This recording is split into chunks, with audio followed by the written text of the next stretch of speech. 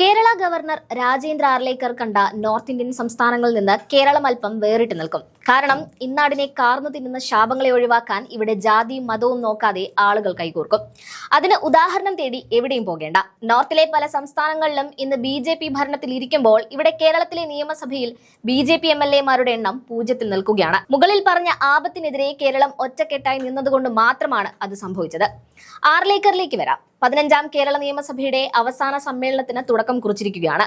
നയപ്രഖ്യാപന സമ്മേളനത്തിൽ പങ്കെടുക്കാനെത്തിയ ഗവർണർ ചില നാടകങ്ങൾ കളിച്ചു.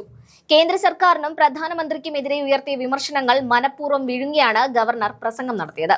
തമ്മിലടിക്കുന്ന ഭരണ പ്രതിപക്ഷങ്ങൾക്ക് നടുവിൽ ഒരു മരുന്നിട്ടുകൊടുത്താണ് ഗവർണർ മടങ്ങിയത്. എന്നാൽ സംഭവിച്ചത് മറ്റൊന്നാണ്.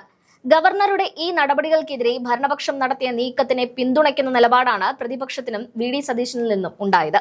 ഗവർണർ രാജേന്ദ്ര ആർലേക്കർ നയപ്രഖ്യാപന പ്രസംഗം നടത്തിപ്പോയതിന് പിന്നാലെ പ്രസംഗത്തിൽ ഗവർണർ ഒഴിവാക്കലുകളും തിരുത്തലുകളും വരുത്തിയെന്ന് മുഖ്യമന്ത്രി സഭയിൽ ചൂണ്ടിക്കാട്ടിയപ്പോഴാണ് അതിനെ പിന്തുണയ്ക്കുന്നതായി സതീശൻ പറഞ്ഞത്. സത്യത്തിൽ ഇവിടെ ഞെട്ടിയത് ആർലേക്കർ തന്നെയാണ്. തിരുത്തിയതും വെട്ടിയതുമായ ഭാഗങ്ങൾ മുഖ്യമന്ത്രി വായിച്ചതോടെ ഭരണപ്രതിപക്ഷ അംഗങ്ങൾ ഒരുമിച്ച് ഇതിനെ സ്വാഗതം ചെയ്തു. ഗവർണർ നടത്തിയ നയപ്രസംഗത്തിൽ ചില കൂട്ടിച്ചേർക്കലുകളും ഒഴിവാക്കലുകളും ഉണ്ടായിട്ടുണ്ട്. മന്ത്രിസഭ അംഗീകരിച്ച നയപ്രഖ്യാപന പ്രസംഗത്തിൽ ചില മാറ്റങ്ങൾ വരുത്തി.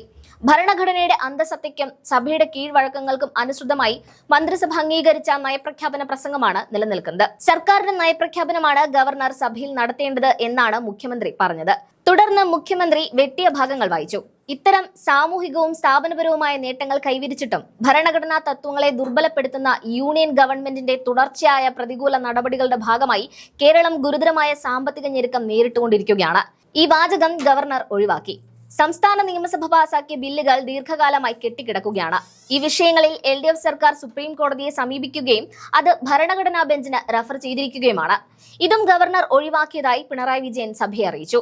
നികുതി വിഹിതവും ധനകാര്യ കമ്മീഷൻ ഗ്രാന്റുകളും സംസ്ഥാനങ്ങളുടെ ഭരണഘടനാപരമായ അവകാശങ്ങളാണെന്നും ഔദാര്യമല്ലെന്നും ഈ ചുമതല ഏൽപ്പിക്കപ്പെട്ടിട്ടുള്ള ഭരണഘടനാ സ്ഥാപനങ്ങൾക്ക് മേലുള്ള ഏതൊരു സമ്മർദ്ദവും ഫെഡറൽ തത്വങ്ങളെ ദുർബലപ്പെടുത്തുന്നതാണ്. ഈ വാചകം അതേ രീതിയിൽ വായിച്ചെങ്കിലും ഒടുവിൽ സർക്കാർ കരുതുന്നു എന്ന വാചകം വായിച്ച് രാഷ്ട്രീയമായി വിഷയം വളച്ചൊടിച്ചുവെന്നും പിണറായി വിജയൻ സഭയെ അറിയിച്ചതോടെയാണ് VD സതീശൻ നിലപാട് പരസ്യമാക്കിയത്. മന്ത്രിസഭ അംഗീകരിച്ച പ്രസംഗം വിട്ടുപോകുന്നതും വ്യതിചലിക്കുന്നതും ഔദ്യോഗികമായി അംഗീകരിക്കില്ലെന്ന് പിന്നീട് സ്പീക്കർ AN ഷംസീറും വ്യക്തമാക്കി. സർക്കാരിന്റെ നിലപാടിനോട് പ്രതിപക്ഷവും യോജിക്കുകയായിരുന്നു.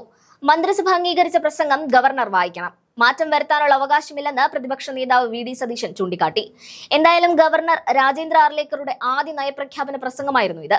അവിടെ തന്നെ വെള്ളം ചേർക്കാനുള്ള നീക്കങ്ങളാണ് പ്രതിപക്ഷവും ഭരണപക്ഷവും തകർത്തിരിക്കുന്നത്.